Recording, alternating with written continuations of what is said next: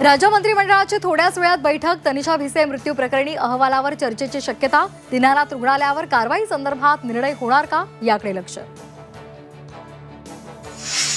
राज्यातील 8 लाख लाडक्या बहिणींना 1500 ऐवजी 500 रुपयेच मिळणार। नमो शेतकरीचा योजनेचा निधी मिळत असलेल्या बहिणींच्या हप्त्यात कपात।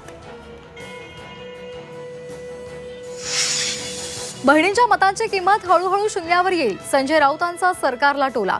तर 500 रुपये देणाऱ्या सरकारची कीव येत असल्याचा वडेट्टीवारांचा घणाघात।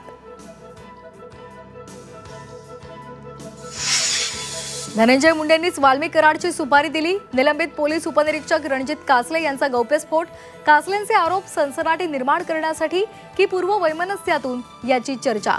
तर धनंजय मुंडे यांच्याकडून मात्र काहीही बोलायला नकार। बुलढाण्यामध्ये एसटी टेम्पोची धडक। अपघातामध्ये 4 मृत्यू, 15 जण गंभीर जखमी। नांदुरा तालुक्यात आमसरी जवळची घटना।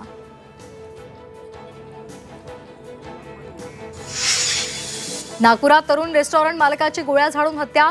धरमपेठ परिसरातील घटना। पोलिसांकडून गुन्हा दाखल। आरोपींचा शोध सुरू।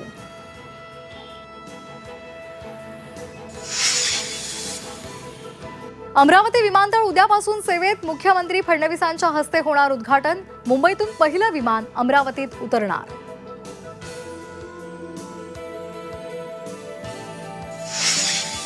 कर्जासोबत ठेवींच्या व्याजदरालाही कात्री। स्टेट बँक ऑफ इंडिया त्याचबरोबर बँक ऑफ इंडियाकडून कर्जदरात कपात। रेपो आधारित कर्जदार आता 8.25%वर।